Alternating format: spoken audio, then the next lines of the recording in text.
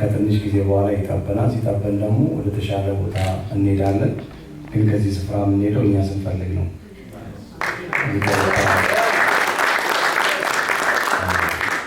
ምክንያቱም በምድር ላይ የመጨረሻ ስልጣን ያላት ቤተክርስቲያን አይደለም እና የእግዚአብሔር መንግስት ሁሉን ትገዛለች ነው የሚለው። ስለዚህ በእግዚአብሔር መንፈስ ኃይል ሁሉን እንገዛለን። ስለዚህ በምንፈልገው መንገድ እግዚአብሔር ነገሮች እንዲሄዱ ያደርግልናል። እግዚአብሔር ይመስገን። ደግሞ የረገጣችሁትን ትወርሳላችሁ ስለተባለ ረግጠናል። በቃ በዛ መንገድ ነው የምንቀጥለው። እግዚአብሔር ይመስገን። በጣም ያለፉትን ሳምንታቶች ይህንን ቦታ ለአምልኮ እንዲውል በጣም እየተዘጋጀን ነበረ። ቤቱ ረጅም ጊዜ ተዘግቶ ስለነበረ ቤቱን ማጽዳት ያስፈልግ ነበር። ታች ዳውን ስቴርስ የልጆቹን ክላሶች ማስተካከል፣ ኪችኖቹን ማስተካከል እግዚአብሔር ረድቶን እንግዲህ በእነዚህ ሁኔታ ተስተካክሏል። ልጆቻችን በጣም ጥሩ በሆነ ቦታ ላይ እግዚአብሔር እንዲያመልኩ እንዲማሩ እግዚአብሔር ደግሞ የተሻለ ስፍራ ሰጥቶናል።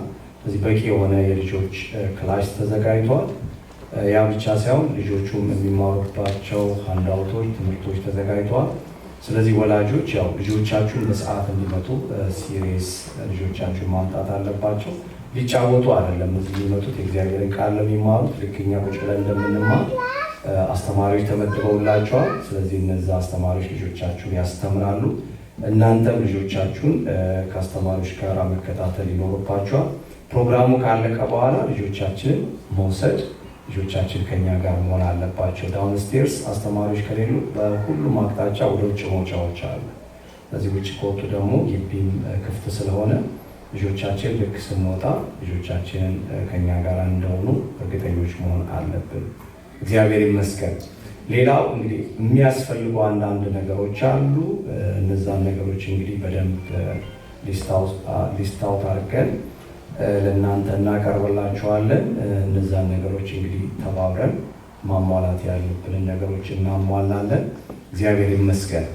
አሜን ነው። ጌታ በጣም እየረዳን ያለው እግዚአብሔር ይመስገን። ዛሬ እግዚአብሔርን ቃል አብረን እንካፈላለን። መጽሐፍ ቅዱሳችንን እናወጣለን። ዛሬ የምንካፈለው ገላትያ ምዕራፍ 4 ላይ ያለ ቃል ነው።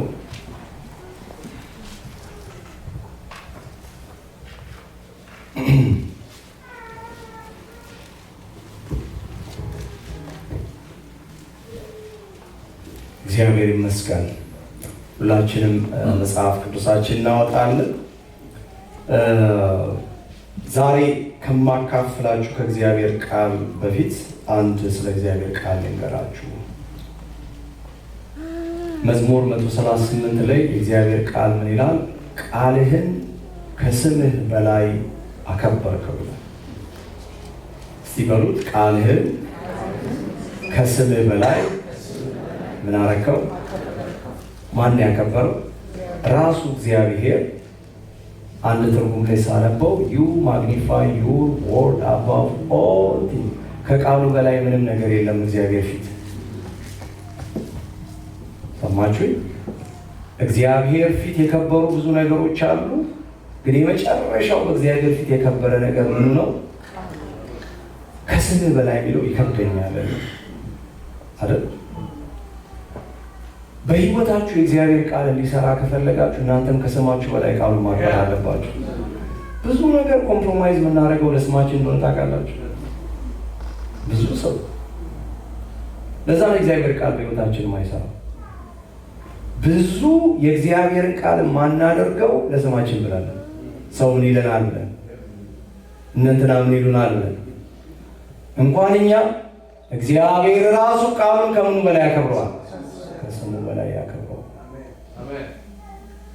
እዚህ ጉባኤ ከእግዚአብሔር ቃል በላይ የሚከብር ነገር የለም። ሃሌሉያ!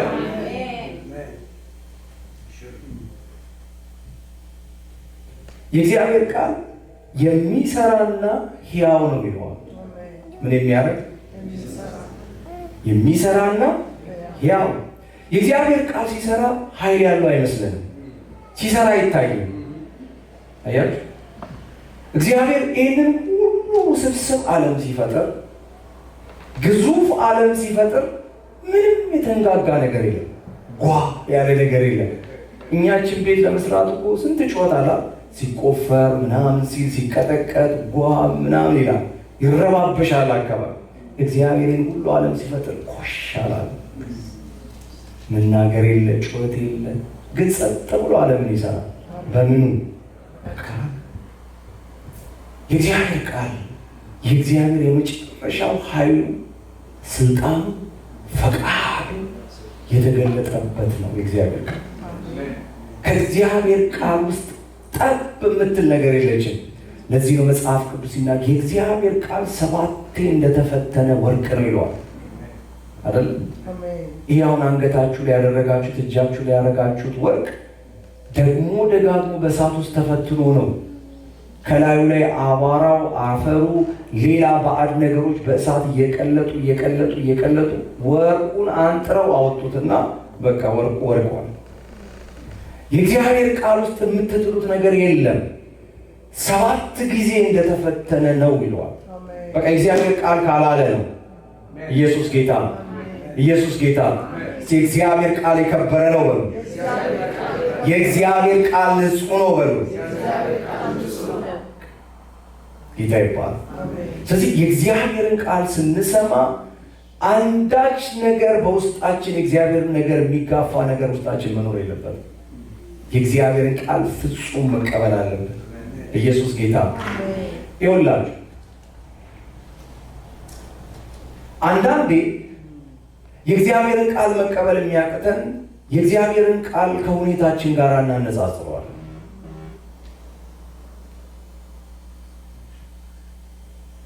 የእግዚአብሔር ቃል ካለንበት ሁኔታ ሊያወጣን ነው የሚመጣው እንጂ ያለንበትን ሁኔታ ሊነግረን አይደለም። ገብቷል? ካለበት ሁኔታ ሊያወጣ ነው የሚመጣው የእግዚአብሔር ቃል። እግዚአብሔር ወደሚፈልገው አቅጣጫ ሊወስደን ነው የሚመጣው የእግዚአብሔር ቃል። አሁን መጥቶ መጽሐፍ ቅዱስ ደካማው ብርቱ ነኝ ይበላል አይደለም? አሁን ጌዲዮንን መጣና እግዚአብሔር እንደዚህ አለ፣ አንተ ብርቱ ኃያል ሰው ሲለው ሁኔታውን እየነገረው አይደለም ነው እንዴ? አይደለም። የእግዚአብሔር ቃል የመጣለት ግን ብርቱና ኃያል ወደሚሆንበት ቦታ ሊወስደው ነው። ግልጽ ነው። የእግዚአብሔር ቃል ሲመጣ አንተ ድሃ ብስቋላ አይልህም። ምንድን ነው የሚልህ? አንተ ብርቱ ኃያል ባለጸጋ። ሁኔታን አይደለም የሚያወራ የእግዚአብሔር ቃል የእግዚአብሔርን ፕሮግራም ነው የሚነግረው። ብዙ ጊዜ መቀበል የሚያቅተን ለዛ ነው። እኛ የምንፈልገው የእኛን ነገር እንዲነግረን ነው። መጥቶ ስለኛ እንዲያወራን ነው የምንፈልገው። እግዚአብሔር እንደዚህ ያለው አብርሃም መጣና አንተ አለው የብዙ ሕዝብ አባት አለው። አልቀበልም አለ አብርሃም። እንዴ እግዚአብሔር ማለት እኔ ይኸው ምናምን ዓመቴ ነው፣ ሚስቴም አልወለደችም፣ እኔም አልወለድኩም፣ ልጅ የለኝም፣ መውለድም ደግሞ አንችልም አለ። ሲከራከረው እግዚአብሔር እንደዚህ አለ፣ ስምን ቀይረዋለሁ አለ። ኢየሱስ ጌታ ነው። አሁን ለአብርሃም ስም ቢያወጡለት ምን ይሉታል? ሽማግሌ። የአብርሃም ሁኔታ አይታችሁ ስም ብታወጡለት ምን ትሉታላችሁ? በድሉ። ምክንያቱም እኛ ሰውን የምናየው በሁኔታዎች ውስጥ ነው። እግዚአብሔር መጣና አብርሃም የሚለውን ስም አብርሃም አደረገውና ምን አደረገው? የብዙ ሕዝብ አባት የሚል ስም ሰጠው። አብርሃም እኮ የዛን ጊዜ ልጅ የለው፣ እንደማይወልድ ያውቃል። እግዚአብሔር ወደ ሕይወታችሁ ቃል ሲያመጣ የእናንተን ሁኔታ ሊነግራችሁ አይደለም። እግዚአብሔር የራሱን ፈቃድ ነው የሚነግራችሁ። እግዚአብሔር ስሙ ይባላል። እኔ ሰሞኑን አንድ ነገር ገብቶኝ እንዲሁ ሲያስጮኝ ከረመ። ሰሞኑን ምን ታውቃላችሁ? በገዛ ፈቃዱ የሚለው ቃል ልቤ ዲኖ ብርሃን የለቀቀብኝ። በምን ፈቃዱ? በገዛ ፈቃዱ። ስለ እናንተ ጉዳይ እናታችሁ ቢያማክር እግዚአብሔር፣ አባታችሁ ቢያማክር፣ የሆነ ዘመዳችሁ ቢያማክር፣ ሰው ቢያማክር፣ ቀበሌ ቢያማክር፣ ሀገር ቢያማክር ብዙ ጉድ ነው ነበር። እግዚአብሔር ግን የሚያደርገው ሁሉ በገዛ ፈቃዱ አንተንም አያማክርም። የእውነት ነው። እመን ይላል እንጂ አያማክርም። ብትፈልግ ትቀበላለህ፣ ባትፈልግ አትቀበል። የሚያደርገውን ሁሉ ግን በምኑ ነው የሚያደርገው? በገዛ ፈቃዱ። እስቲ በገዛ ፈቃዱ፣ በገዛ ፈቃዱ፣ በገዛ ፈቃዱ ከልቡ። ስለዚህ ማንም ሀሳቡን ሊያስቀይረው አይችልም ማለት ማንም እኮ ነው ብላ ማንም እግዚአብሔርን አማክሮ ሊቀይረው አይችልም። ማንም መጥቶም እግዚአብሔር መልኬን እንዲጠራው ማድረግ አይችልም። ወደኔ ነው ብላ መልክ እንዳይሰብክ አረው ይል ዓለም ሁሉ እግዚአብሔር አይስማማም። ምክንያቱም በገዛ ፈቃዱ ነው ያደረገው። በገዛ ፈቃዱ፣ በእውነት ነው በገዛ ፈቃዱ።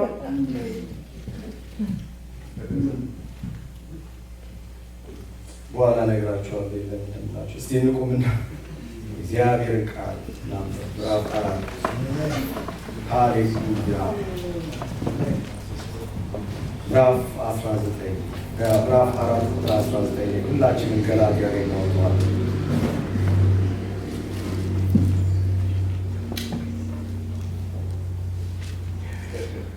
4:19 ኢየሱስ ጌታ ነው።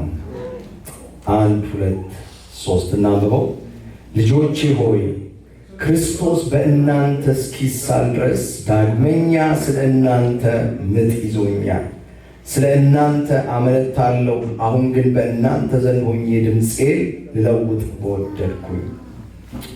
እንጸልይ። እግዚአብሔር አባታችን ሆይ በጌታ በኢየሱስ ስም እናመሰግንሃለን። ስምህ ይባረክ። እኛ ቃልህን የምንወድ ሰዎች ነው። እግዚአብሔር ቃልህን እንወደዋለን፣ ቃልህንም እናከብረዋለን፣ ቃልህንም እንታዘዘዋለን። ከቃልህ ጋር አብረን እንሄዳለን፣ ከቃልህ ጋር አብረን እንጓዛለን። የምናደርገውን ሁሉ በቃል ላይ እናጸነዋለን፣ በቃል ላይ እንቆማለን። እግዚአብሔር አምላክ ንፋሱም ይመጣል፣ ጎርፉም ይመጣል። እግዚአብሔር እኛ ግን ጸንተን እንቆማለን። ጉፋሱንም እናሳልፋለን፣ ጎርፉንም እናሳልፋለን። እኛ ግን ከቃል ጋር ለዘላለም ጸንተን እንቆማለን። እግዚአብሔር ቃልህ አይለወጥም፣ አይለወጥም። በማይለወጥ ቃል ላይ ተስፋችንን አኑረናል። በማይለወጥ ቃል ላይ እምነታችንን አጽንተናል። እግዚአብሔር ሆይ ስምህ ይባረክ፣ ስምህ ይባረክ፣ ስምህ ይባረክ። ብዙ ምርኮ እንዳገኘ ሰው በቃል ደስ ይለናል። በሁኔታዎች አይደለም፣ እየሆኑ ባሉት ነገሮች አይደለም፣ ዙሪያችን ባለው ነገር አይደለም፣ ዓለም ላይ በሚሆነው ነገር አይደለም፣ ጠዋት ሰምተን በመጣነው ዜና አይደለም። እግዚአብሔር በቃል ግን ደስ ይለናል፣ ሐሴት እናደርጋለን፣ ፍስሐ እናደርጋለን።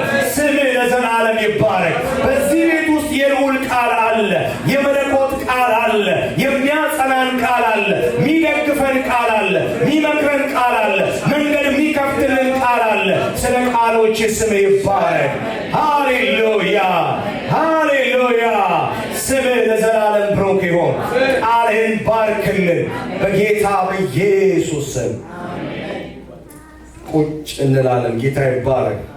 ዛሬ ማካፍላችሁ ርዕስ መንፈሳዊ ምጥ የሚል ቃል፣ ስፒሪቹዋል ሌበር፣ መንፈሳዊ ምጥ። መቼም አሁን እዚህ ጉባኤ ውስጥ እህቶች አላችሁና መቼም አንዳችሁን ስለ ምጥ አውሩ ብላችሁ ከኔ በላይ ታወራላችሁ። ምክንያቱም ያንን ነገር ኤክስፒሪየንስ አድርጋችሁታል፣ አመጣችሁ ስለምታውቁ ማለት ነው። ወይም ደግሞ ወንዶች ሚስታችሁ ስትወልድ አብራችሁ የነበራችሁ ሰዎች ትንሽ ታውቁታላችሁ። በላይፍ ኤክስፒሪየንስን ባታረጉት ኢሞሽናሊ ግን ያንን ነገር ኤክስፒሪየንስ አድርጋችሁታል።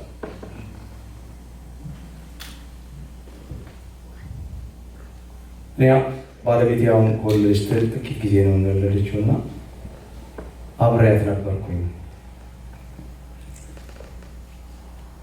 ዞር ብዬ ለራሴ እንዲያልኩ ሁለተኛ ሞት እኔ ያልኩት ለምን ስላችሁ ከባድ ነው፣ በጣም ከባድ ነው። ጳውሎስ እዚህ ስፍራ የሚለው አንድ ምጥ የያዘኝ ነገር አለ። ዳግመኛ ምጥ ይዞኛል። ስለ እናንተ ልክ አንድ ሴት ልትወልድ ያ ኢንቴንሲቭ የሆነ ምጥ እንደሚይዛት እንደሚጨንቃት አንድ ነገር ለመውለድ ምጥ ይዞኛል። ይጨንቀኛል ማለቱ ነው። ሊበር አደርጋለሁ፣ ያስጮኸኛል፣ እጋደላለሁ። ምክንያቱም እነዚህ ሰዎች አንድ ጳውሎስ ከሚፈልገው ነገር ወጥተው እንዳያቸው እንረዳለን። ከላይ እንደዚህ ይላል ቁጥር 17 ላይ በብርቱ ይፈልጓቸዋል፣ ለመልካም አይደለም። ነገር ግን በብርቱ ትፈልጓቸው ዘንድ በውጭ ሊያስቀሯችሁ ይወዳሉ። ነገር ግን ከእናንተ ዘንድ በምኖርበት ጊዜ ብቻ ሳይሆን ሁልጊዜ በመልካም ነገር ተፈላጊ ብትሆኑ መልካም ነው።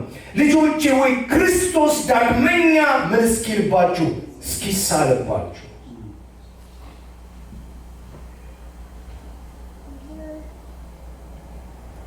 አንድ ሰው ምጥ የሚይዘው መጀመሪያ ምን መሆን አለበት?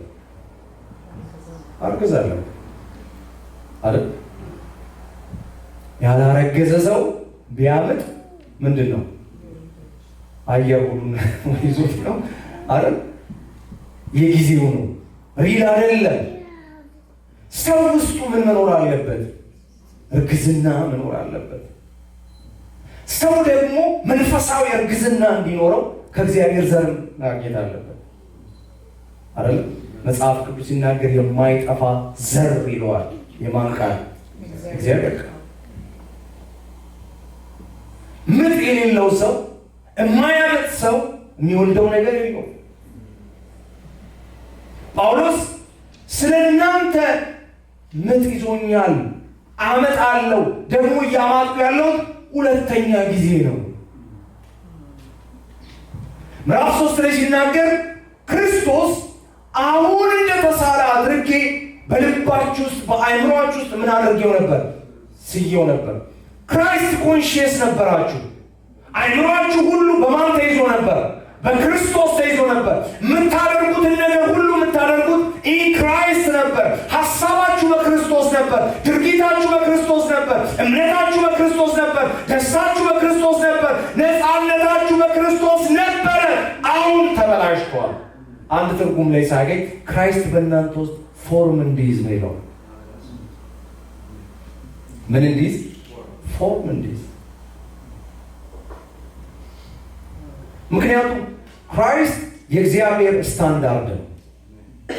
እርቷቸው የሁሉ ነገር ምንድን ነው? ስታንዳርድ ነው። የሁሉ ነገር መለኪያ ነው። እግዚአብሔር ሁሉን ነገር ስቦ የሁሉን ነገር መልክ ዲስፎርም እያደረገ ፎርም ማድረግ የሚችለው የሚፈልገው ወደ ማን ነው? ወደ ክርስቶስ። ማንኛውም በማንም እጅ ያለን ነገር፣ በማንም ቦታ ያለን ነገር በሙሉ ጠቅልሎ መክተት የሚፈልገው ማን ውስጥ ነው? ክርስቶስ ውስጥ ነው። ስለዚህ በክርስትናችሁ ውስጥ ክርስቶስን ሚስ አደረጋችሁ ማለት ከእግዚአብሔር ፕሮግራም ውጭ ወጣችሁ ማለት ነው። አያውቃችሁም እግዚአብሔር፣ ወይንም ከእግዚአብሔር ፕሮግራም ጋር ተጣልታችኋል። ለዚህ ነው ኢሳይያስ መጽሐፍ ላይ ሲናገር ኢሳይያስ 53ን ባለፈው ስንማር አንድ ነገር ብያችኋለሁ። የእግዚአብሔር ፈቃድ ሁሉ በማን ይላል? በእርሱ ይከናወናል፣ በእርሱ ይሰራል፣ በእሱ ይደረጋል፣ በእሱ ይፈጸማል፣ በእሱ ይጠቀለላል። የእግዚአብሔር ፕሮግራም ሁሉ በማን ይከናወናል? በክርስቶስ። ምክንያቱም ዓለም ይሄ የምናየው ግዙ ዓለም፣ ይሄኛው ፍጥረት ዓለም፣ ይሄኛው ኮስሞስ ዓለም መጀመሪያም ሲሰራ በማን የተሰራው? በክርስቶስ አይደለም? ዮሐንስ እኮ በመገለጥ ነገርናል። በመጀመሪያ ቃል ነበር፣ ቃልም በእግዚአብሔር ዘንድ ነበር፣ ቃልም እግዚአብሔር ነገር ሁሉ በእርሱ ሆነ፣ ከሆነም አንዳች እንኳን ያለ ማን አልሆነም? ያለ ክርስቶስ አለ። ሲጀመርም ፍጥረት የጀመረው በማን ነው? በክርስቶስ ነው። ሲጠቃለልስ በክርስቶስ ነው። መሀል ላይ ያለው ፕሮሰስ በሙሉ በማን ነው? በክርስቶስ ነው። እግዚአብሔር ያለ ክርስቶስ ፕሮግራም የለውም። ስሙ በደንብ ስለምንም ጉዳዮች ውስጥ ማን አለ? ክርስቶስ አለ። ምክንያቱም ክርስቶስ የእግዚአብሔር ኃይል ነው፣ የእግዚአብሔር ጥበብ ነው፣ የእግዚአብሔር እውቀት ነው። የእግዚአብሔር ፕሮግራምና አጀንዳ የሚፈጸመው በክርስቶስ ኢየሱስ ነው። ቤተ ክርስቲያን ክርስቶስን ካልሰበከች እመኑኝ የሰው ስብሰባ የሰው ብቻ መሆኑ አይደለም። እንደውም ስለ የሰይጣን መጠቀሚያ ነው የምትሆን። እውነት እላችኋለሁ። ባለፈው እዚህ ጸሎት ላይ እየነገርኳችሁ ነበር። እዚህ ቤተ ክርስቲያን ስንገባ አንድ መጀመሪያ ስገባ ወደ ጓዳ ስገባ አንድ ባንዲራ አየሁ። ይሰቅሉት ነበር ማለት ነው። ገብቷችሁ? ቤተ ክርስቲያን ከክርስቶስ ሀሳብ ውጭ ስትሆን የስጋ ሆና ብቻ አትቀርም። ዲመኒክ ኦፕሬሽን ይከናወንባታል። እምን ለዚህ ነው ሁሉ ነገራችሁ ክራይስት ላይ ፎከስ ማድረግ አለበት። ማይንዳችሁ በክራይስት መያዝ አለበት።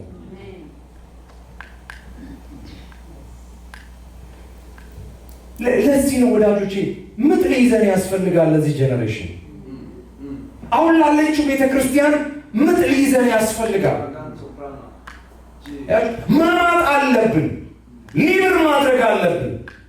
አለበለዚያ ቤተክርስቲያን እንላለን፣ የአጋንንት ኦፕሬሽን መጠቀሚያ ነው የሚሆነው። ስሙኝ በደንብ በእውነት ነው ብላችሁ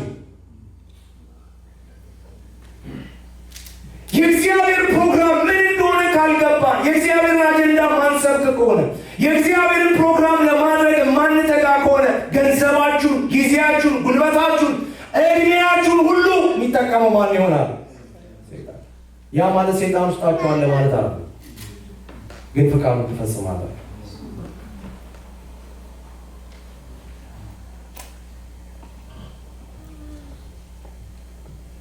ለዚህ ነው ምን ይዞኛል ይላል? ምጥ ይዞኛል። ሁለተኛ ያረገዘ ሰው ነው የሚያመጣው ብያቸዋለሁ።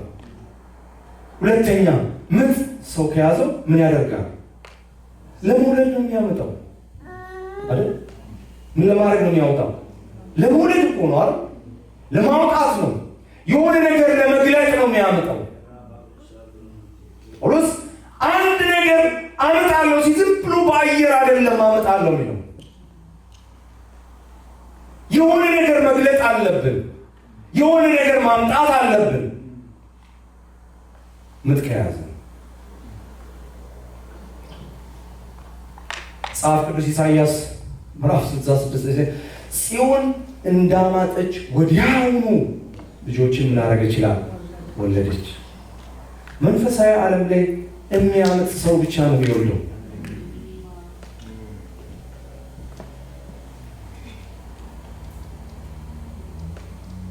ምን ያህሎቻችሁ ምጥ እንዳላችሁ ምጥ እንደሚይዛችሁ አላውቅም። ካላማጣችሁ ምን ማድረግ አትችሉም? መውለድ አትችሉም።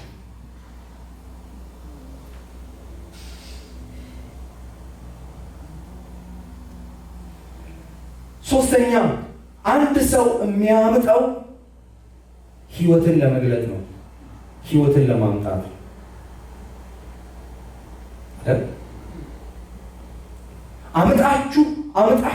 አመጣችሁ ህይወት የሌለው ነገር ከወለዳችሁ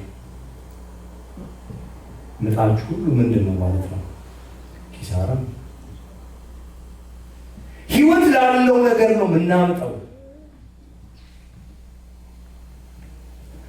አንድ ሰው ሲያምጥ እንደነገርኳችሁ እኔ በቀደማውን ከመክሊት ጋር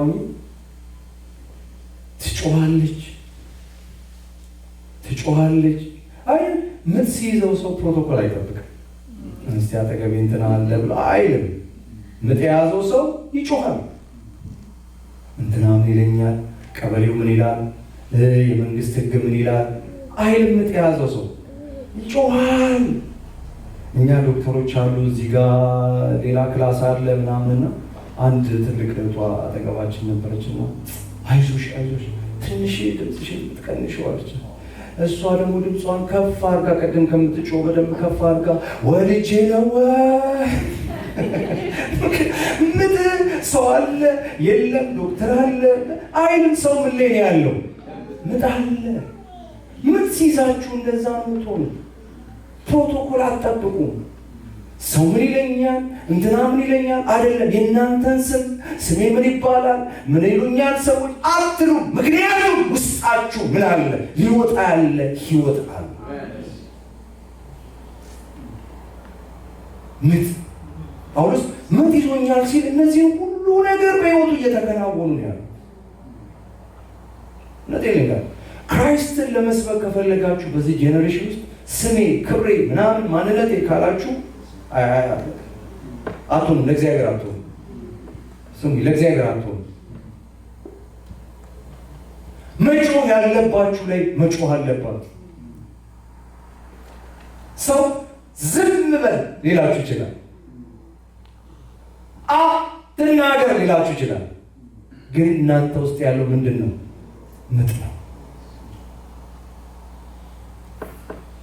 ፖል ብዙ ከተማ ሲገባ ሐዋርያት ሥራ ምዕራፍ 4 ላይ ተመልከቱ። እነ ጴጥሮስን ገርፈው ይላል፣ ደብድበው ይላል፣ አዋርደው ሁለተኛ በዚህ ስም ይሄን ስም እንዳታነሱ ብለው በሸንጎ ፊት አስጠነቀቋቸው ይላል። እነ ጴጥሮስ እንደዚህ ነው፣ እናንተን እንታዘዝ ወይስ እግዚአብሔር እንታዘዝ?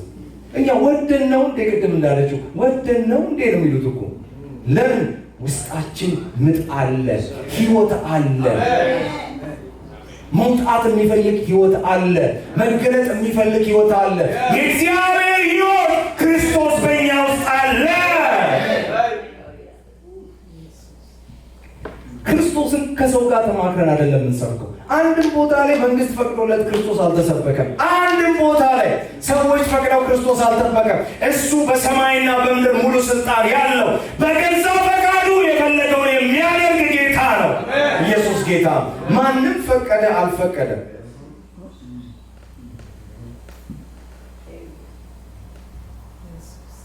ምጥ ይዞኛል።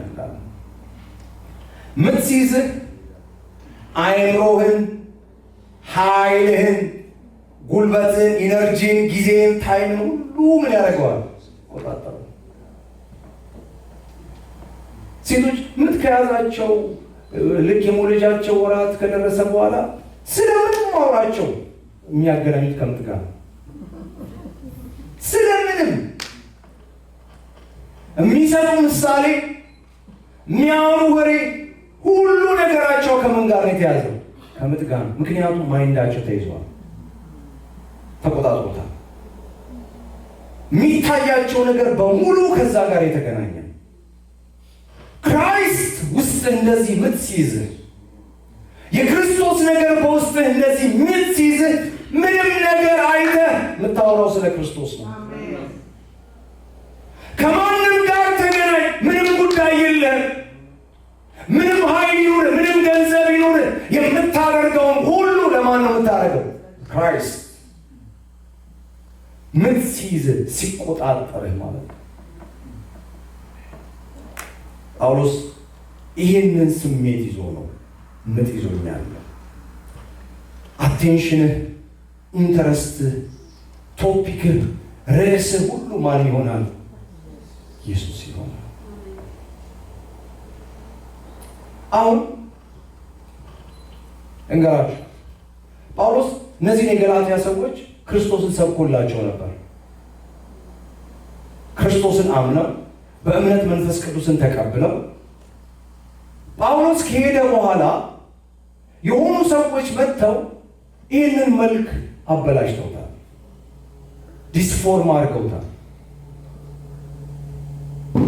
ጳውሎስ እዚህ ስፍራ የሚናገረው ዳግመኛ ልክ መጀመሪያ በዚህ ምጥ ውስጥ ነበር ክራይስትን የሰበከላቸው።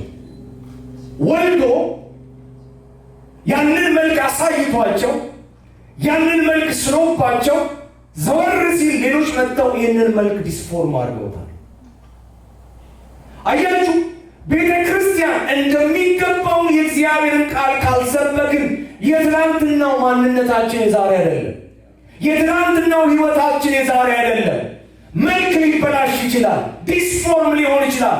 ያን ጊዜ ቤተ ክርስቲያን አቅጣጫዋን ትቀይራለች። ትናንት ወንጌል የተቀበለች ቤተክርስቲያን ትናንት በክርስቶስ ኢየሱስ ማንነቷ የተበጀ የተቀረጸ ፎርም የሆነች ቤተክርስቲያን መልሳ ያንን መልክ መቃወም ትጀምራለች። ስሙኝ፣ እነዚህ እኮ የገላትያ ሰዎች ክርስቲያን የነበሩ ሰዎች ናቸው። አረ መንፈስ ቅዱስን በእምነት የተቀበሉ ጳውሎስ ይላቸዋል። በሕግ ስራ ነው በእምነት ነው መንፈስን የተቀበላችሁት ይላቸዋል። መንፈስን የተቀበሉ ሰዎች ናቸው። አሁን ግን ምን ማሳደድ ጀመሩ? ወንጌልን ማሳደድ ጀመሩ። ክራይስትን ማሳደድ ጀመሩ።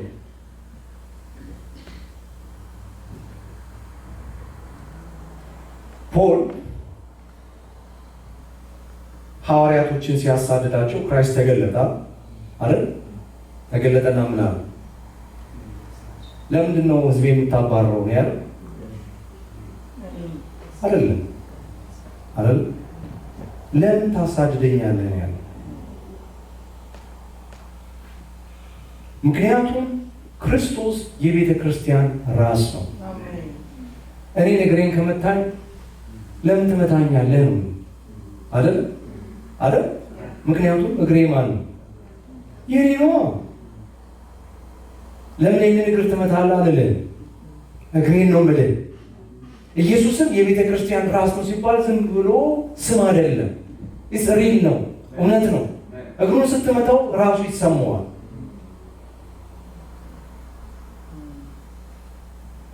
አያችሁ፣ ቤተ ክርስቲያን ሪል የሆነውን ወንጌል ሪል የሆነውን የእግዚአብሔርን ነገር መቃወም ስትጀምር ማንን ነው የምትቃወመው? ክራይስትን ነው የምትቃወመው። ክራይስትን ስትቃወም የእግዚአብሔርን ፕሮግራም ትቃወማለህ። እግዚአብሔርን ስትቃወም ደግሞ መጽሐፍ ቅዱስ ሲናገር እግዚአብሔርን የሚቃወሙ ምን ያደርጋሉ ይላል? ይደቃሉ። መቆም አትችልም።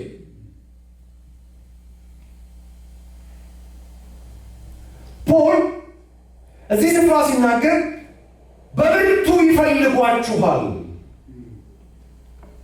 በብርቱ የሚፈልጓችሁ ግን ሊጠቅሟችሁ አይደለም። ና ወደ እኔ ይልሃል፣ ና ይልሃል፣ ግን ሊጠቅም አይደለም። የሚያደርግ ነገር ውጭ ሊጥልህ ነው። ከክራይስት ውጭ ሊያደርግ ነው። ሃይማኖተኛ ሊያደርግ ነው። መንገድ ላይ ሊጥልህ ነው። ከእግዚአብሔር ፕሮግራም ውጭ ሊያስቀር ነው። ዋቴቨር ምንም ስም ሊኖረው ይችላል። ክራይስት ከሌለው ከውጭ ነው የሚያስቀር። ሰው ለብዙ ነገር ሰውን ይፈልጋል። ለምንድን ነው የሚፈልጓችሁ አለ። ደግሞም ሲፈልጓችሁ በቀላል አይደለም አለ። በምንድን ነው የሚፈልጓችሁ? በብርቱ። መጽሐፍ ቅዱስ ስለ ፈሪሳውያን ሲናገር እንደዚህ ነው፣ በበረሃና በምድረ በዳ ምን ተሽከርክረው ይፈልጓችኋል ይላል ጌታ ኢየሱስ ሲናገር። ምን ሊያደርጓችሁ ይላል? ከነሱ የከፉ ሊያደርጓችሁ ይላል። በባህርና በየብስ ይፈልጓችኋል። በትጋት ነው የሚፈልጓችሁ፣ ግን ሊጠቅሟችሁ አይደለም ማለት ከነሱ የከፋ ሊያደርጓችሁ።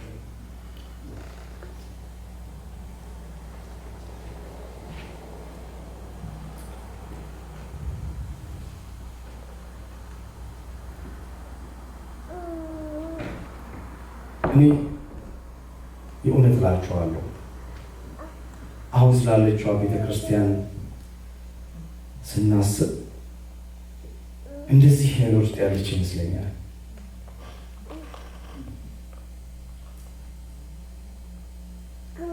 የእውነት ነው።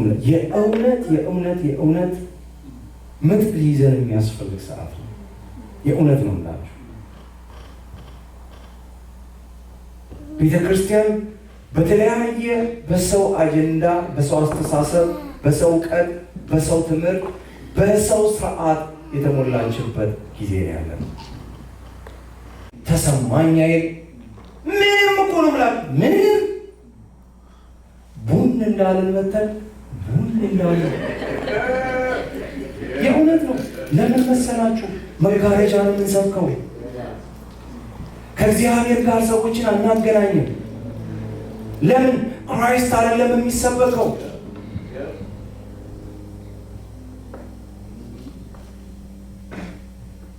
አንድ ሰው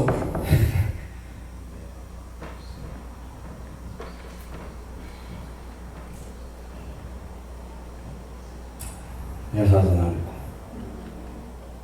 አንድ ሰው ምን አለኝ፣ በቀደም ዕለት አንተ ላይ የተሰበከው እኛ ቸርች አለ። እኔ እንግዲህ እዛ መጋረጃውኝ ያለው ማለት እኔ አይደለሁም። ገብቷችኋል? በእውነት ነው የምላችሁ፣ ሁላችን ነፃ የሚያወጣን ክራይስት ነው። ክራይስት ነው። እኔ በአንተ አእምሮ ጉዳይ ሊሆን አይገባኝም። ገብቷል? ክራይስት ነው መነገር ያለበት። በክርስቶስ ብቻ ይህ የተሻረ ነው። ሰው ሁሉ ወደ ማን ዘወር ሲል ይላል? ወደ ክራይስት ዘወር ሲል ይህ መጋረጃ ምን ያደርጋል ይላል? ይወገዳል።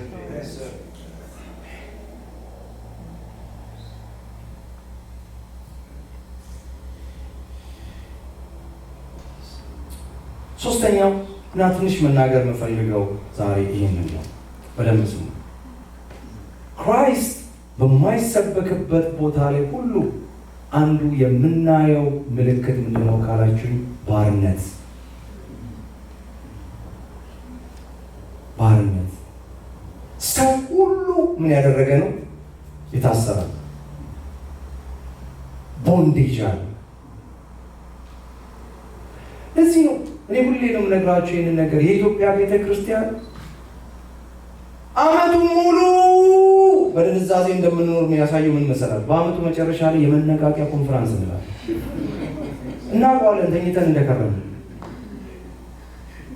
ኮንፈረንሳችን ሁሉ የምንድን ነው? ስንት ጊዜ ቆይተን? 1 ዓመት ቆይተን ክረምት ላይ ነው የምንነቃቃው። ከዛ መልሰን ለሽ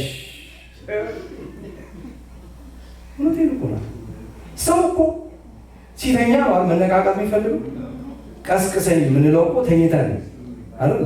ሰው ቆሞ ይንቀሰቀሳል? አይንቀሰቀስም።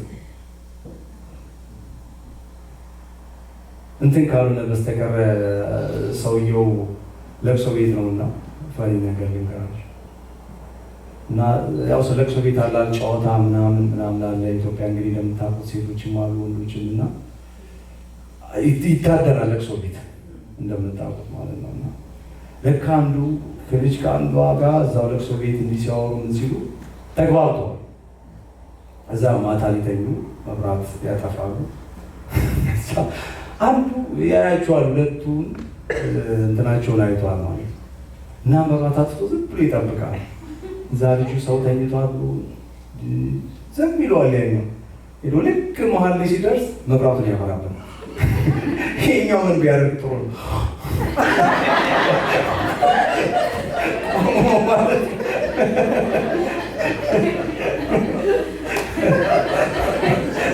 ምን አድርግ ያለው ነው ተኝች። እግዚአብሔር ባርኮ የዛ ልጅቷ ጋር ሳይደርስ እዛው ቀሰቀሰ። እንደዚህ አይነት እንቅልፍ የፌክ እንቅልፍ ሰው ቆሞ አይተኛም፣ ተኝቶ ነው የሚያንቀላፋው። መነቃቃት የምንለው ስለተኛ ነው።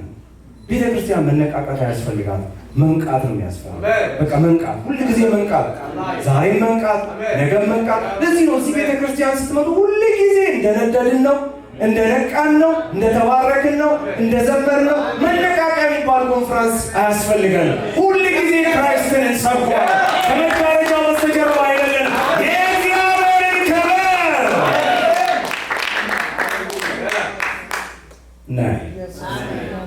ይሄ በገዛ ፈቃዱ የተፈቀደልን ነገር ነው። እግዚአብሔርን ፊት ማየት አይደለም። በማን ፈቃድ? በገዛ ፈቃዱ። አረ ለዛ የዕብራውያን ጸሐፊ ሲናገር እንዲህ አይነት ድፍረት አለ ይላል። አንድ ሰው እንትን ትሉታላችሁ፣ እንዴት ደፋር ብትሆን ነው እንዲህ የምታደርገኝ ትሉታላችሁ። ጳውሎስ ሲናገር ድፍረት አለና ቦልድነስ አለ። ምን ለማድረግ አለ? ወደ እግዚአብሔር ፕሬዘንስ ለመግባት፣ ፊቱን ለማየት፣ በፊቱ ለመቆም፣ በፊቱ ለመዘን፣ እግዚአብሔርን ለማየት። ሃሌሉያ! ለዚህ ነው ሰዎች ደፋር ይሉናል። አዎ ደፋር ነን። እግዚአብሔር ግን በገዛ ፈቃዱ አድርጎት ነው።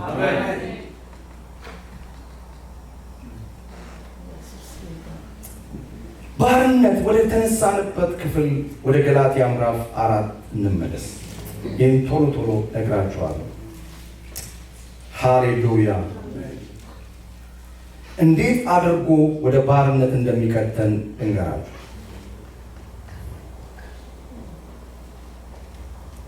ኢየሱስ ሲናገር እንደዚህ ያለ ዮሐንስ ወንጌል ምዕራፍ 6 ከ33 ጀምራችሁ ስታነቡ እንዲህ አለ። እኔ እስቲ እኔ በሉ። ማን ያለው? እኔ የህይወት እንጀራ ነኝ። ምንድን ነኝ? የህይወት እንጀራ ነኝ። እኔ የህይወት መጠጥ ነኝ። እስቲ እኔ በሉ። የህይወት ምንድን ነኝ? እኔን ከበላችሁ አለ በምን ትኖራላችሁ? አሁን ብዙ ጊዜ ይህንን ክፍል ስለ ጌታ እራት እናካፍለዋለን። በእርግጥ ስለ ጌታ እራት ልናካፍለው እንችላለን። ኢየሱስ ግን እያለ ያለው ስለ ጌታ እራት አለ። እኔ ምንድን ነኝ? የህይወት እንጀራ። ሙሴ አለ ከሰማይ ምን አመጣልን ትላላችሁ አለ። መና አመጣልን ትላላችሁ። ያንን መና የበሉ ሰዎች የት ቀሩ አለ? ምድረ በዳ ቀሩ። ያንን መና የበሉ ሰዎች ደግሞ ተራቡ። ያንን መና የበሉ ሰዎች ደግሞ ምን አደረጉ? ተጠሙ። እግዚአብሔር ከሰማይ የላከው መና እኔ ነኝ አሁን አለ።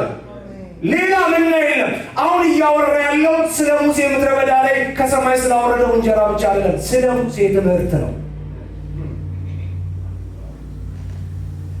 ሙሴ እንጀራ ብቻ አይደለም ከሰማይ ያወረደላቸው።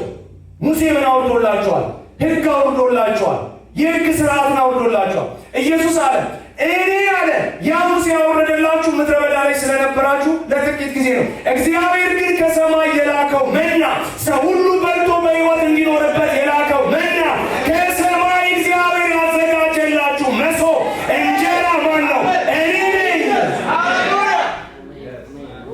እዚህ ያቀረብከው ገበታ ምንድን ነው? ቤተ ክርስቲያን ገበታዋ ላይ ያስቀመጠችው ምንድን ነው? በዚህ ሙሴ፣ በዚህ ኤልያስ፣ በዚህ አብርሃም ሆነ ወደ ቴሌንገር እየበላ ያለው ፋቡሎ ይባላል። የአዲስ አበባ ልጆች ፋቡሎ አታውቁና ማያቅ ሰው እስቲ እጁ። ፋቡሎ ማለት ኢንግሪዲየንቱ ከውስጡ የወጣ ፉሽካ ማለት እንትኑ ነው ያለው መልክ ያለው እንጂ ውስጡ ኢንግሪዲየንት የለም፣ እህሉ የለም። ቤተ ክርስቲያን አይ ፋቡሎ የሚበላ ሰው ሁሉ ያውቃል፣ ይወፍራል። የእውነት ነው፣ ይወፍራል፣ ይፋፋል፣ ግን አቅም የለውም፣ ጉልበት የለም። ምክንያቱም ውስጡ ጉልበት የለም። ፋቡሎ ነው። መንፈሳዊ ፋቡሎ ወይም ፍሽካ እያበላ ሰው ልታጠነክረው አይችልም። ለዚህ ነው ልፍስፍስ ክርስቲያን ይሆን።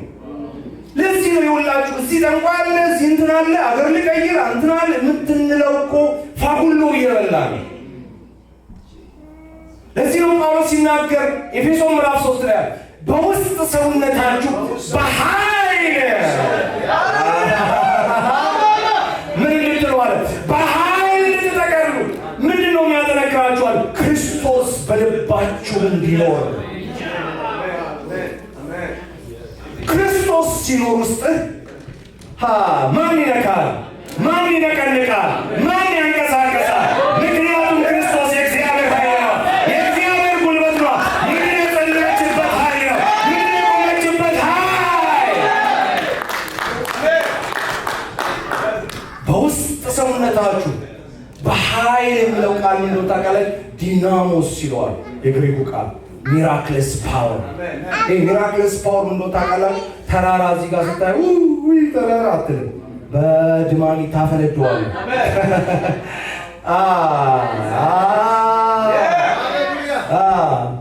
ተራራ አለ ብለህ መንገድ አትቀይርም። ኢየሱስ እኮ እንደዚህ ያላቸው ደቀ መዛሙርቱን ሲያስተምራቸው ይህን ተራራ አላቸው።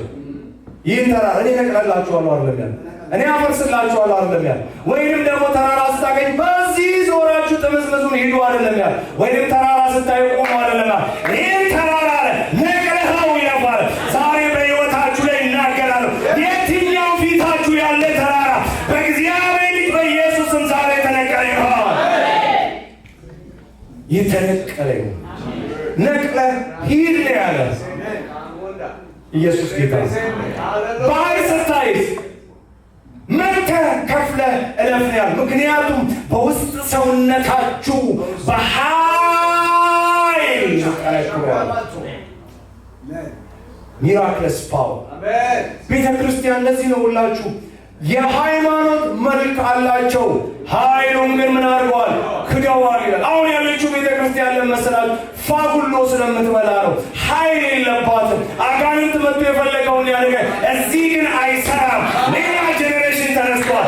ሌላ ትውልድ ተነስቷል። ክርስቶስን የለበሰ ክርስቶስን የታጠቀ ክርስቶስ ኃይሉ የሆነ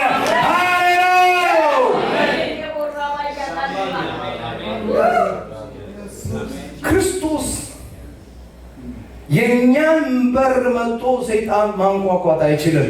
መጽሐፍ ቅዱስ ሲናገር ቤተ ክርስቲያን የገሃነም ደጆችን ነው የሚለው ትዘጋለች ይላል፣ ትቆልፋለች ይላል፣ ታሽጋለች ይላል። ቤተ ክርስቲያንን ሰይጣን ሊዘጋ አይችልም፣ ሊያስቆም አይችልም፣ ሊከላከል አይችልም። እኛ ግን የጨለማው መንግስት እንዘጋለን፣ አፉን እንዘጋለን፣ ኃይሉን እንዘጋለን፣ አሰራሩን እናቆማለን፣ ከከተማችን እናቆማለን፣ ከፖርትላንድ ላይ እናቆማለን።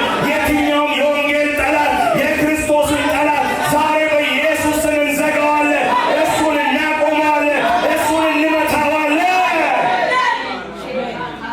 አይችልም አይችልም። ያለን እኮ ያው ኢየሱስ ነው። እኛም የተቀበልነው ያ ኢየሱስ ነው። እነ ጳውሎስ የተቀበሉት ያ ኢየሱስ ነው። ጳውሎስ ብቻውን እኮ ነው ኤሽያን የለወጠው። ብቻውን እኮ ነው። እንደኛ እኮ ክርስቲያን ያለበት ዘመን አይደለም። የሮማ ኤምፓየር የነበረበት ዘመን፣ ሁሉ ጣዖት የሚያመልክበት ዘመን፣ መንግስት ጣዖት የሚያመልክበት፣ ህዝብ ጣዖት የሚያመልክበት፣ ቤተ መቅደስ ጣዖት የሚያመልክበት። ብቻውን ክርስቶስን ሰበከ። ብቻውን ክርስቶስን መጽሐፍ ቅዱስ ሲናገር ወንጌል ምን ያደርግ ነበር ይላል? ያሸንፍ ነበር፣ ይበዛ ነበር፣ ይባዙ ነበር። በትምህርታቸው ዓለምን ምን አደረጉ? ሞላ። ኢየሱስ ጌታ ነው። ታውቃላችሁ እነ ጳውሎስ በነበሩበት ዘመን እነ ፊሊክስ የሮማ መንግስታቶች ወርቅ የለበሱ በቤተ መንግስት ያሉ ምናምን ሰው ሴሌብሪቲ እንደምንላቸው ዛሬ አሉ እኮ። ታውቃላችሁ አንድ ጫማው የተጣመመ በስቋላ የሚመስል ሰውዬ ገብቷቸዋል። ጳውሎስ ራሱ በቆሮንቶስ ላይ ሲናገር ይሄ ሰውዬ መልእክቱ ኃይለኛ ነው፣ ሰውነቱ ሲታይ ግን የሆነ ምንድነው ይሉኛል። ይህ ሰው ታውቃለህ መለኮታዊ ፓወር ተሸክሟል። በውስጥ ሰውነቱ በኃይል የጠነከረው ክራይስት በውስጡ አለ።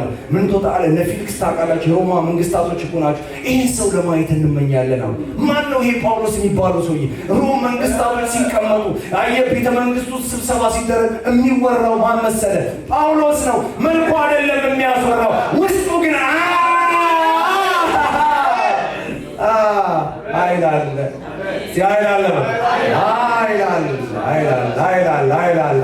ኢየሱስ ጌታ። ይህ ሰው ማየት እንፈልጋለና ማን ነው ይሄ እንደዚህ ዓለምን እያናወጠ ያለው፣ ከተማ እየረበሸ ያለው፣ ነገስታቶችን እየረበሸ ያለው? አንድ ሰው ነው አለ። ሲያዩት መልኩ አያምርም፣ ጫማው ተጣሟል፣ የሆነ ነገር ይመስላል። ነገር ግን ሰይጣን ፊቱ መቆም አይችልም፣ አጋንንት ፊቱ መቆም አይችልም። መጣብን ይሉታል።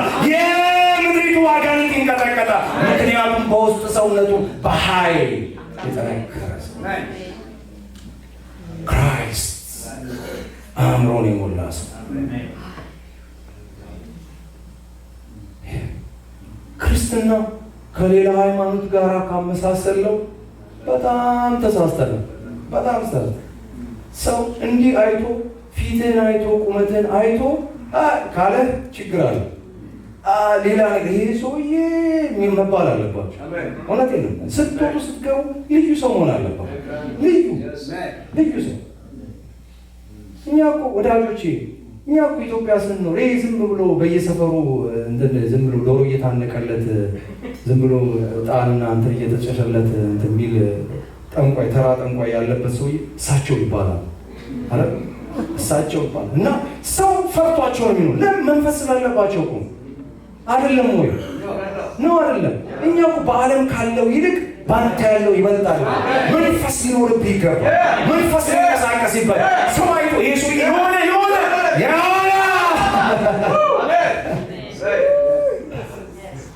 ይህ ነው ህይወታችን። የእውነት ነው። ይህ ነው ህይወታችን። የእውነት የእውነት ይሄ ነግሮታል። መንፈስ አለበት መንፈስ።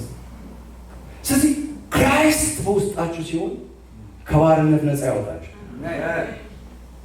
እና ፖል እያለ ያለውን ተመልከቱ። ኢየሱስ ጌታ ነው። እናንተ ከሕግ በታች ልትኖሩ የምትወዱ ሕጉን አትሰሙትም? እስኪ ንገሩ። አንዱ ከባሪያይቱ አንዱም ከጨዋይቱ የሆኑ ሁለት ልጆች ለማን ነበሩት? ለአብርሃም ነበሩት። ስንት ልጆች ነበሩት? አብርሃም ሁለት ልጆች ነበሩት። አንደኛው የማን ልጅ ነው? የባሪያይቱ የማን? የአጋር ልጅ። የመጀመሪያው ልጁ ማን ነው? እስማኤል ነው። ሁለተኛ ልጁ ማን ነው? ይስሐቅ ነው። እሱ ደግሞ የማን ልጅ ነው? የሳራ ልጅ ነው። ከአጋር የተወለደ አለ፣ ከማን የተወለደ አለ? ከይስሐቅ የተወለደ አለ። ጳውሎስ እንደዚህ አለ፣ ከአጋር የተወለደው አለ ከሰው ፈቃድ የተወለደ ነው አለ አይደለ? ከሳራስ የተወለደው አለ ከእግዚአብሔር ፈቃድ የተወለደ ነው አለ። የአጋር አለ አሁን ያለችው በአረባ ምድር ያለችውን እስራኤልን ትመስላለች አለ። ልጆችን ለምን ትወልዳለች? ለባርነት ትወልዳለች አለ። ይህ ሌላኛው ውስጥ አለ የሳራ ልጆች ደግሞ የላይኛይቱ የኢየሩሳሌም ልጆች ነው። ልጆችን ለምን ትወልዳለች አለ? ለክብር ትወልዳለች፣ ለመሸነፍ ትወልዳለች፣ ለመግዛት ትወልዳለች። ለባርነት አልተወለድኩም።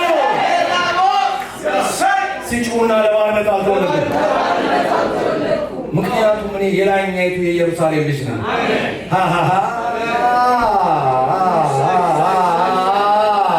የማን ልጅ ነኝ? የላይኛይቱ የኢየሩሳሌም ልጅ ነኝ። ሰይጣን ለባርነት ሊይዘኝ አይችልም። ነገር ሊይዘኝ አይችልም። ዓለም ሊይዘኝ አይችልም። ሰይጣን ሊይዘኝ አይችልም። እኔ የተወለድኩት ለመግዛት ነው። እኔ አይደለሁም። ይኸው የእናንተ መጽሐፍ የእናንተ መጽሐፍ እጃችሁ ላይ ያለው መጽሐፍ ባርነት እየሰራብህ ከሆነ ድንዛዜ ውስጥ ገብተሃል ማለት ነው። ዛሬ ልነግራችሁ ፈልገው እሱ ባርነት እየሰራብህ ከሆነ ክራይስት ከውስጥህ ጠፍቷል ማለት ነው። ክራይስት ኮንሽስ አይደለህም ማለት ነው።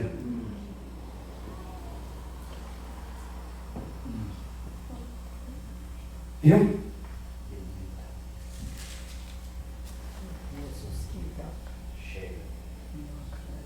እነዚህ ሴቶች እንደ ሁለቱ ኪዳኖች ናቸው አሉ። አሁን ስንት ኪዳን ነው ያለን መጽሐፍ ቅዱስ ውስጥ? ሁለት ኪዳን አይደል ያለው? ምናውቀው ብሉይ ኪዳንና አዲስ ኪዳን። እነዚህ ሁለት ሴቶች ምሳሌነታቸው ለማን ነው አለ? ለሁለቱ ኪዳን ነው አለ። አጋር የማንን ኪዳን ነው የምታመለክተን? የሙሴን ኪዳን። ሳራስ የአዲሱን ኪዳን በክራይስት የመጣውን ኪዳን ነው የምታመለክተን። እና እንደዚህ ነው። ዛሬ ወዳጆቼ ውጣ ምንለው ነገር አለ። ውጣ ምንለው ነገር አለ። ውጣ ምንለው ነገር አለ።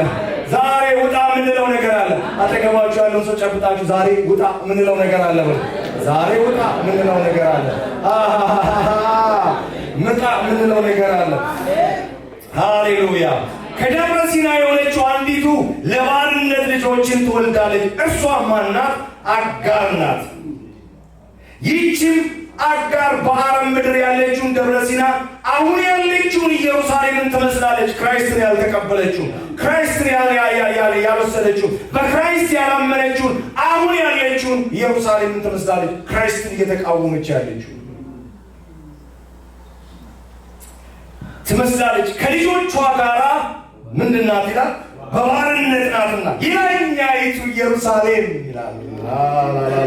አሁን የኛ የሚመለከተን ይሄኛው ነው። እስቲ እኔ የሚመለከተኝ ይሄ ነው በሉ። የላይኛይቱ ኢየሩሳሌም ግን በነፃነት የምትኖር ናትና ቦንዴጅ ውስጥ የለችም። ማንም ሰው ሊያስራት አይችልም። እግዚአብሔር ይባረክ። እኔ ስለ ነፃነት አንድ ምን እንደገባኝ ታውቃላችሁ? ኢዮብ ላይ ሲናገር እንደዚህ ያለ በጣም ነው የምወደው ያንን ቃል በጣም ነው የምላለው። ኢዮብ እያወራ እግዚአብሔር መንፈስ እያወራ ነው እየነገረው ነው። ሂድና ተመልከታት፣ የሜዳይቱን አህያ ተመልከት፣ ዜብራን ማለት ነው ተመልከታታል። እግዚአብሔር ምን አውጥቷታል ይላል? አርነት አውጥቷታል ይላል። እና በነጭው ጩኸት ይላል ትስቃለች ይላል። አይ የሆነ የመንደር የሆነ ገበሬ ዱላ ይዞ መጥቶ የሆነ አህያ እየነዳ ነይ አብረሽ ከዚህ ተቀላቀይ ሊጫንብሽ ይላል። ይሃ ትልበታለች። ምክንያቱም እግዚአብሔር ነፃ አውጥቷታል። ወዳጅ መግባት ትችላለች። እነሱ ግን የፈለገ ሺህ አህያ እየነዳ ቤት እሷ ለዚህ አልተፈጠርኩም ትለዋለች። የያይቱ ኢየሩሳሌም ለባርነት አልተፈጠረች። እስቲ ለባርነት አልተፈጠረ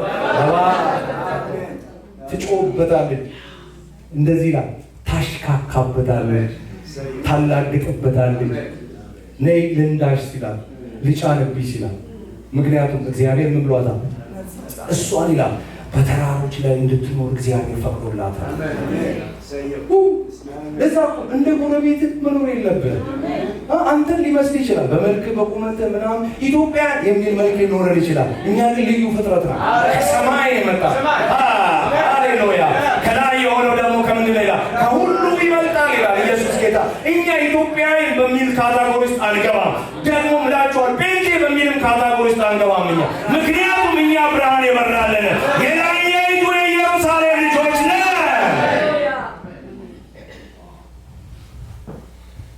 እሷ አህያዋ ካሽካካች፣ አህያዋ ከሳቀች፣ አንተ ልንዳህ ለሚል ሁሉ ከተነዳ ክብሩ ሰው እንደ እንስሳ ሆነ የሚባለው ያለ ወርስት እኮ አንድ ሰው አህያ ካላችሁት ምን ማለት ነው? ምንም እኮ ሌላ ትንሽ ከእንስሳም እኮ ንቁ እንስሳ ነው አይደል? ኮንሽስ የሆነ እንስሳ ነቃ ያለ እንስሳ ነው።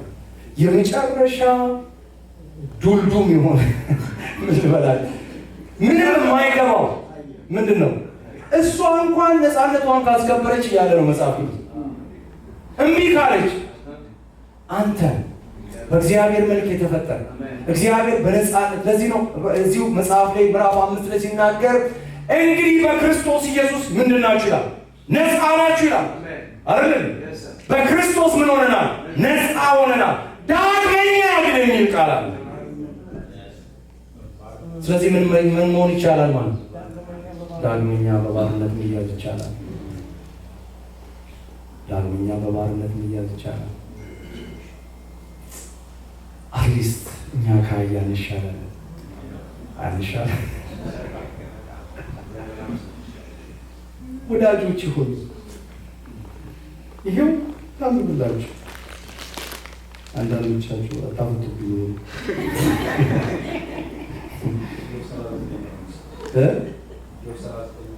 አንብቡ።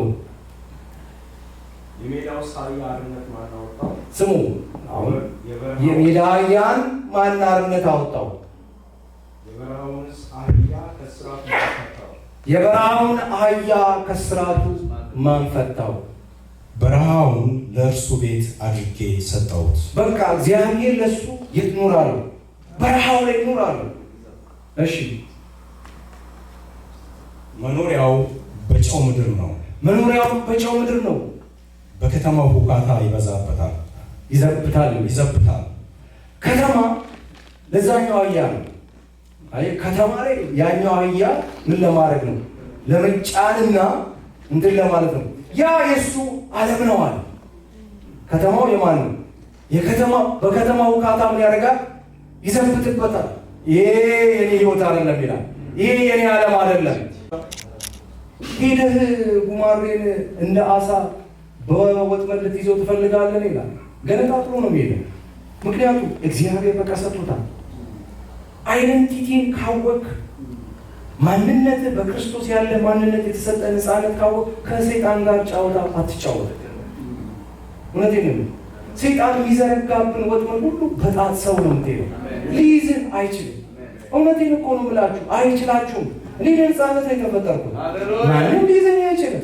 ማን እውነቴን ነው። ያሳዝናል ግን ሰው እንትን ሲሆን እኛ ከሰው ጋር እንትን የለም። እውነቴን ነው። ለነፃነት የተፈጠረ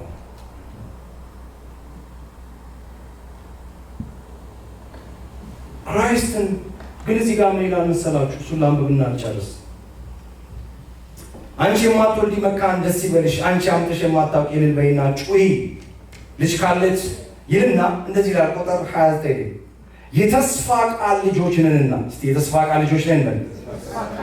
ነገር ግን እንደ ሥጋ የተወለደው እንደ መንፈስ የተወለደው በዛ ጊዜ እንዳሳደደው ዛሬ ምንድን ነው ይላል? እንዲሁ ነው። ክራይስትን ከሰበክ፣ ክራይስት በአንተ መገለጥ ከጀመረ፣ ክራይስት በአንተ እየሰራ እየታየ መሆኑ ምልክቱ ደግሞ አለ። ቅድም ክራይስት ሳይኖር ያሉትን ምልክቶች ነገርኳቸው። ክራይስት ደግሞ ሲኖር ምን ይበዛብሃል? ያሳድደዋል። ዛሬም እንዲሁ ነው። ስለ ሁለቱ ልጆች እያወራ ነው። ስለማን? ስለ ይስሐቅና ስለማን? ስለ እስማኤል። ያን ጊዜ ይላል ሳራ እንደዚህ ያለች ይላል፣ ዞር አለችና አብርሃምን አለ እቺ የባሪያይቱ ልጅ ከማን ጋር አትወርስም አለ? ከተስፋይቱ ልጅ ጋር አትወርስምና አስወጣት። ዛሬ አስወጥተን የምንሄደው ነገር አለ። ኢየሱስ ጌታ። ምድሪቱን መውረስ ካለብን እኛ ነን። የተስፋ ልጆች የሆንን በክርስቶስ ደም የታተምን የእግዚአብሔር ዘሮች፣ የአብርሃም ዘር ይላል መጽሐፍ። በቃ ክራይስትን ከሰበክ ምን ያደርጋል? እንደ እንትኑ እኮ እንደው ኖርማሊ በአእምሮ ብናስብ ማን ነበር ማሳደድ የነበረበት? አይደለም። ግን ባህሪው ነው፣ ካራክተር ነው። ሁል ጊዜ ክራይስት ከውስጥ ሲጠፋ፣ የክርስቶስ መልክ ሲበላሽ፣ ግንዛቤ ውስጥ ስትገባ፣ ክራይስት ከውስጥ ሲጠፋ ሁል ጊዜ አሳዳጅ ትሆናለህ። ግን የሚገርመው ነገር መውረስ ግን ለማን የተሰጠው? ቤተ ክርስቲያን ከዚህ ድንዛዜ ውስጥ የምትወጣው ክራይስት ሲሰበክ።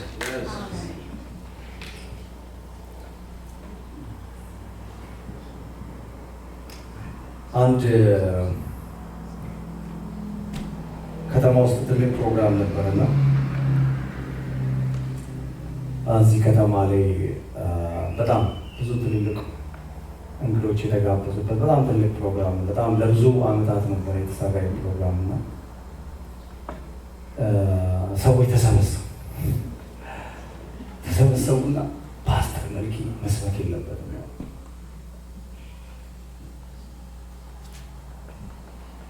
ማን መስበክ የለበትም? ፓስተር።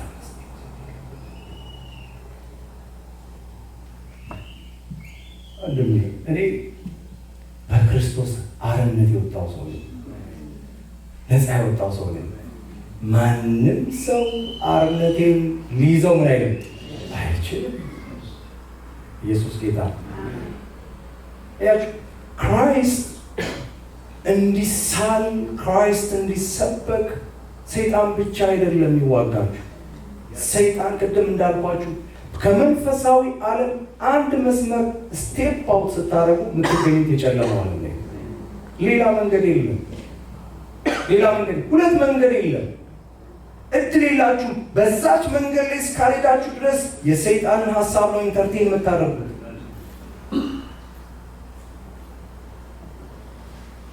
ሰው ክርስቶስ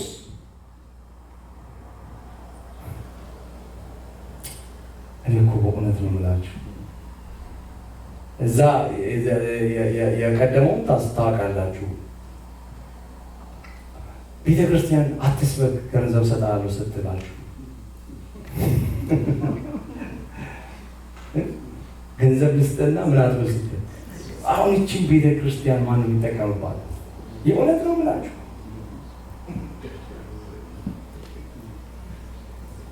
ይህ እኮ ለዚህ ነው የምላችሁ ደንዝዘናል።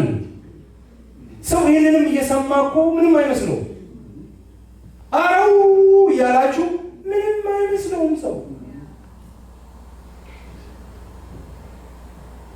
ምንም ስለሆነ አይደለም። ክራይስት ከቤተ ክርስቲያን ሲደበዝዝ እመኑ ከኛ በላይ ክፉ የለም። ሕሊናችን ይደነዝዛል። ክራይስትን እናሳድደዋለን። በገንዘባችን፣ በኃይላችን፣ በስልጣናችን የምናደርገው ክራይስትን ማሳደድ ይሆናል። ክርስቶስ እኮ ታውቃላችሁ ሲሰቀል ለመስዋዕትነት ታልፎ ሲሰጥ ልክ በግ እንደሚገዛ ነው አይደል የተገዛው? ተገዝቶ እኮ አይደል? ለይሁዳ ስንት ብር ሰጡት ይላል? ያንን 30 ብር የሰጡት እነማን ናቸው? ካህናት ናቸው። እግዚአብሔር የሾማቸው ሰዎች ናቸው እኮ አይደል? ሊቀ ካህናት እኮ ናቸው። እግዚአብሔር እንዲያገለግሉ የተሾሙ ናቸው። የሚገርመው ግን ያንን ብር ከየት አመጡት? ከመባና ከአስራት። ለራሱ የተሰበሰበውን ብር ራሱን ይዋጉበታል። ለራሱ ቤተ ክርስቲያን ክርስቶስ መልኩ ከጠፋና ከደነዘዘ የሰበሰበችውን ገንዘብ ራሱን ክርስቶስን ነው የምትወጋበት። ሀብቷን የምትጠቀመው፣ ጉልበቷን የምትጠቀመው፣ ስልጣኗን የምትጠቀመው የክራይስትን መልክ ለማጥፋት ሆነ። ድንዛዜ ውስጥ ስንገባ ለዚህ ነው ዳግመኛ ምጥ ሊይዘን ይገባል። የእውነት ነው ብላችሁ ይህንን ልንገራችሁ ናቸው። እኛ እኮ መጨረሻው ላስት ሲዝን ላይ ነው ያለው። የእውነት ነው ብላችሁ ክርስቶስ እኮ ሊመጣ ምን የምንጠብቀው ነገር አለ? ሌላ እኮ የምንጠብቀው ነገር ባለን በሌለን ኃይል እየተሯሯጥን ወንጌል እየሰበክን ምን እያለን ራሳችን ለዛ ነገር መዘጋጀት ነው ያለብን እንጂ ሌላ ጉዳይ ውስጥ የምንገባበትን ጊዜ የለም። ቅድም እንዳልኳችሁ ነው ምጥ ሊይዘን ይገባል። ምጥ የያዘ ሰው ስለምንም አረሽው አልቋል ጉዳዩ አይደለም። በርበሬ አልቋል፣ እሱንም ለማሰብ ጊዜ የለውም። ምጥ ውስጥ ያለ ሰው ሃሌሉያ ሃሌሉያ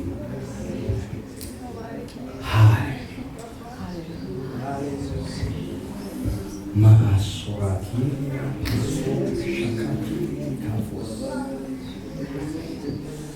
ወዳጆቼ እኔ ወጥመዱ ተሰብሮ ስል ተራራው ፈርሶ ምናምን ስል ያለፈውን እያልኩ አይደለም። ገና የሚመጡትን ሁሉ እያየሁ በእምነት ሃሌሉያ ዛሬ እውነት እላችኋለሁ መንፈሳዊ ዓለም ላይ እንክትክትክት ታድርገን ነው እየወጣን ያለ ነው። በእውነት እላችኋለሁ ሃሌሉያ ስምህ ይባረክ። መንፈስ ቅዱስ እጆቻችሁን ከፍ አድርጋችሁ እግዚአብሔርን ባርኩ። ሃሌሉያ ሃሌሉያ ሃሌሉያ። ነፃነታችን፣ አርነታችን፣ ሰላማችን፣ ደስታችን፣ ሐሴት የምናደርገው በአንተ ነው። እግዚአብሔር ስምህ ይባረክ። ነፃ ስለወጣን ነው የምንዘምረው፣ ስለተባረክን ነው የምንዘምረው፣ ስለፈወስከን ነው የምንዘምረው፣ ደስተኞች ስላደረግከን ነው። እግዚአብሔር ስምህ ይባረክ። ለሕዝብህ ደስታ ስለሰጠን እናመሰግንሃለን። ሕዝብህ የተባረከ ይሁን፣ ሕይወታቸው የተባረከ ይሁን፣ ቤታቸው የተባረከ ይሁን፣ ልጆቻቸው የተባረኩ ይሁን። ይውጡ፣ ከተማዋን ይውረሱ፣ ይውጡ፣ እግዚአብሔር ከፍታውን ይውረሱ። በፊታቸው የቆመ ነገር የፈረሰ ይሆን፣ በፊታቸው የሚቆም ማንኛውም ኃይል የፈረሰ ይሆን። እግዚአብሔር ለዚህ ጉባኤ ሰላምን አውጃለሁ። ሰላማቸው የበዛ ይሁን። እግዚአብሔር ይባርካችሁ። በምድሪቱ ላይ ከፍ ከፍ በሉ። ማንም አይቋቋማችሁ። የሚቋቋማችሁ ኃይሉ የተሰበረ ይሆን። እናመሰግንሃለን። እግዚአብሔር ከዚህ በኋላ ያለንን ጊዜ ባርክልን። እግዚአብሔር የቀረበው ማዕድ የተባረከ ይሁን። ስለሰጠን ደስታ፣ በረከት፣ ሰላም እናመሰግንሃለን። በጌታ በኢየሱስም ለጌታ ክብር እልልታ እንሰጣለን።